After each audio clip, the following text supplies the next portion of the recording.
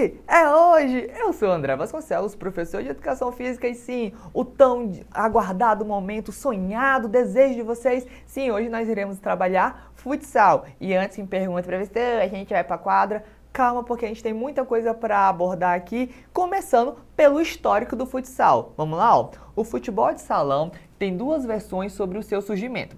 Como em outros esportes, há divergências quanto à sua invenção. A versão mais provável é que o futebol de salão foi inventado em 1934 no Uruguai pelo professor Juan Carlos Seriani, que chamou este esporte de indoor football. Então, só para a gente contextualizar, tem duas informações importantes aqui. A primeira, que seria o termo futebol de salão. A gente chama de futsal. Vocês só querem dizer, vamos jogar futebol hoje, professor? A gente vai jogar futebol hoje? Futebol é uma coisa. Futsal é uma versão, vamos colocar, adaptada dessa prática e também denominada de futebol de salão, porque o espaço em que é executado é naquela quadra que tem o piso liso, reto, plano, e aquilo é chamado de salão, porque tem as práticas de dança de salão. Aquele espaço, ele é multifuncional, inclusive dá de jogar o futebol, só que no caso de salão, que é denominado futsal. Deu de entender? Se não deu, vamos seguindo aqui que vocês vão conseguir captar um pouco melhor. Além disso, além de continuar, uma importante informação, que é a versão mais aceita que o futsal é uruguaio e não brasileiro. Porque a gente queria que ele fosse brasileiro? Queria, mas a versão mais provável e aceita é de que sim, ele é uruguaio. Mas temos aqui a versão nacional. Vamos lá, ó. Por volta de 1940, alunos da Associação Cristã de Moços de São Paulo praticavam futebol de salão, mas ainda sem uma cartilha de regras definida. Jogavam em 5, 6 ou 7 jogadores para cada lado. Logo definiram como 5 o número de integrantes em cada equipe. Utilizavam as quadras de basquete e as traves de hóquei. As bolas usadas eram de serragem, crina vegetal ou de cortiça granulada, mas apresentavam um problema de só saltarem muito e frequentemente saíam da quadra de jogo, então tiveram seu tamanho diminuído e o seu peso aumentado. Por este fato, o futebol de salão foi chamado de esporte da bola pesada. Então aqui normalmente vocês me perguntam quando eu apresento uma bola de futsal, professor, essa bola é muito dura. Não gostei não. É porque a prática mais comum é a de futebol. E a bola de futebol, ela realmente, como o campo é maior e tudo mais, você tem que fazer que ela alcance grande distância. Então ela quica mais, ela vai mais longe. Já a bola de futsal, ela é mais condensada. Ela é menorzinha, ela é mais pesadinha, justamente para ficar contida no espaço curto do salão da quadra. Tranquilo? É só para vocês contextualizarem. E aqui, nessa nossa versão nacional, foi ali em 1940 que começou a se buscar definir uma cartilha de regras. É importante salientar aqui o número de jogadores.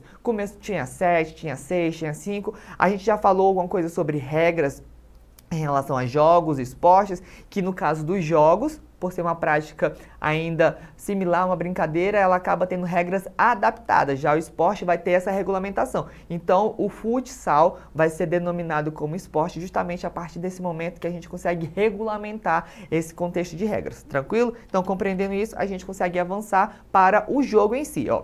Inicia-se no círculo central, com cada equipe do seu lado da quadra. O objetivo do jogo é colocar a bola dentro das traves. O gol será válido quando a bola ultrapassar totalmente a linha do gol. Cada equipe poderá contar com 5 jogadores em quadra e mais 7 no banco de reserva, dos quais estarão em quadra. Um será o goleiro, que poderá tocar na bola com a mão dentro da área do gol. Então, voltando aqui para mim, o futsal faz parte daquela modalidade de esporte de invasão, em que eu estou de um lado da quadra e eu tento invadir o campo adversário e atravessar com um determinado objeto, no caso aqui a gente está utilizando a bola. Então, o objetivo é ultrapassar a linha do gol, fazer o gol, marcar o ponto.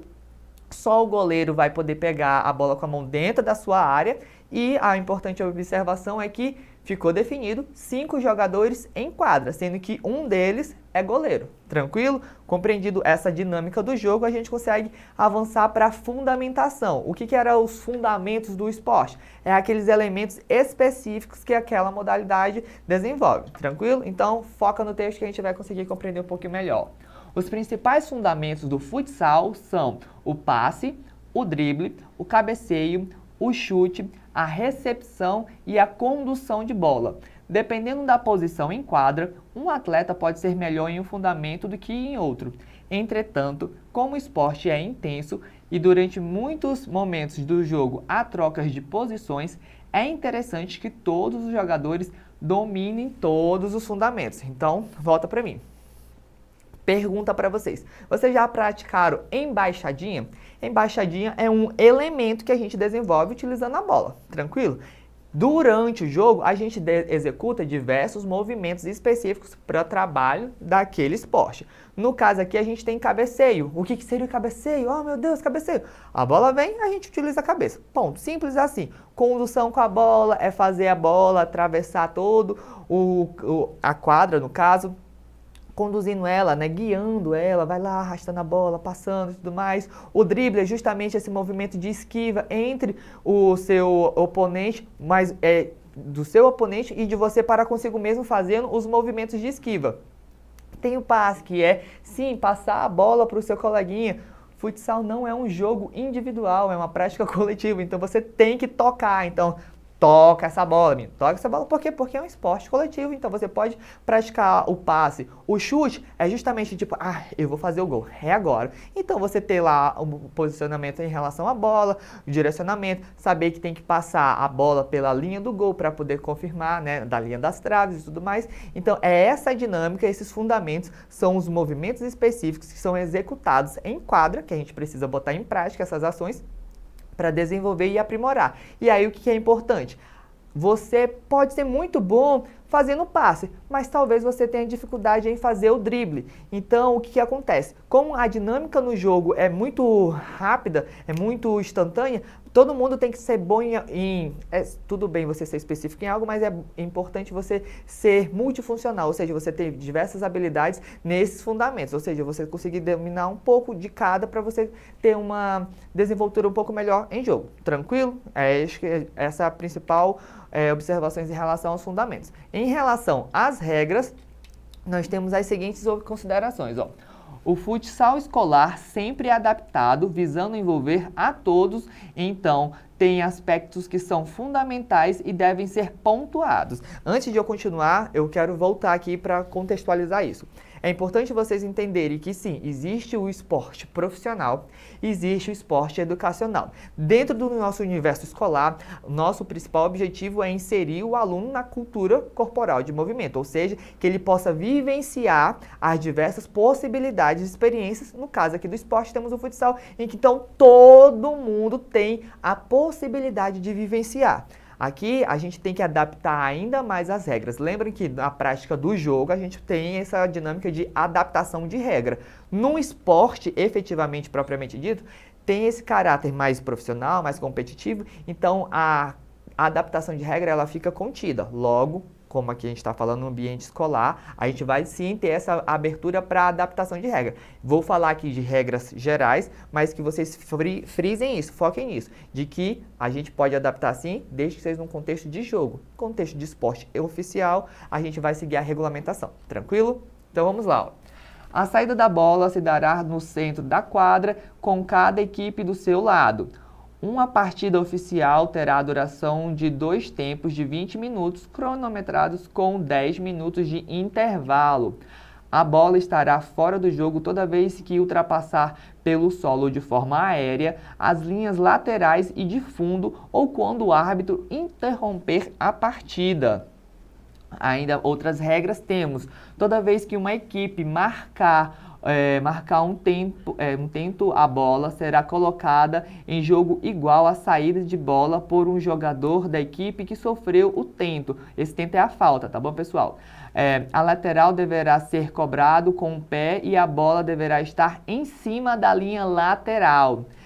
Será escanteio toda vez que a bola tocar em um jogador da defesa antes de sair pela linha de fundo.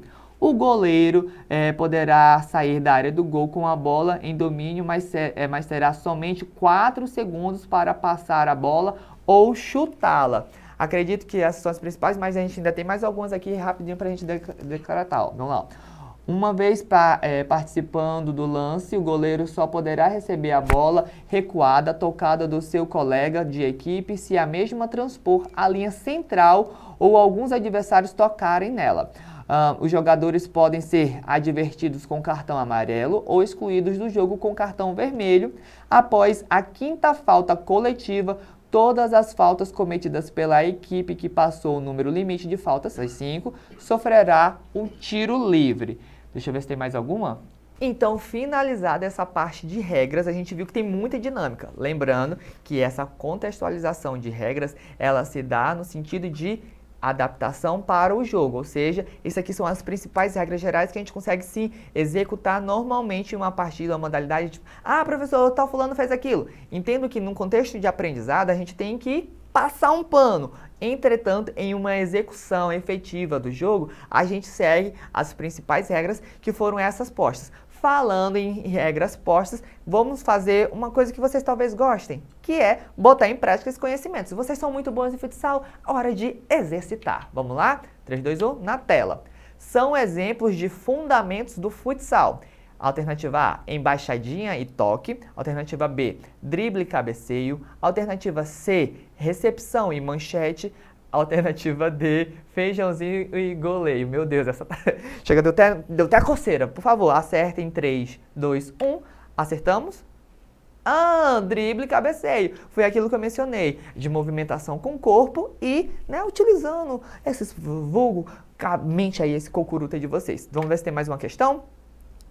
Não tem uma questão, tem uma reflexão. Deixa eu só indagando aí para vocês, ó. Por que o futsal não é tão difundido quanto o futebol?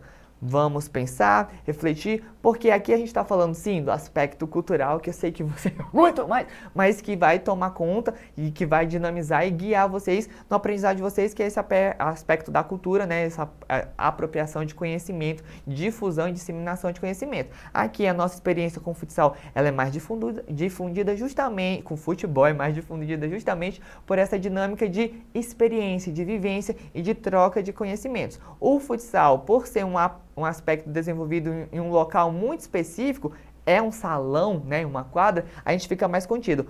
No caso do futsal, do futebol, a gente se sente mais livre de tipo, pega uma bolinha de papel, pega uma garrafa, começa a chutar e começa a enlouquecer o professor, mas de forma geral, eu acredito que vocês conseguiram captar a principal mensagem do futsal, de que sim, ele é uma prática, uma alternativa, que tem sim as suas regras, mas que tem sim o mesmo encanto que o futebol tem. Por quê? Porque ele realmente aviva e celebra toda essa prática de identidade que a gente tem. Tranquilo? E aí, como prática final, porque eu sei que vocês querem sim botar em prática, que tal uma prática de embaixadinha ou cabeceio? Eu vou pegar minha bola super especial, 5, 4, 3, 2, 1, pausou.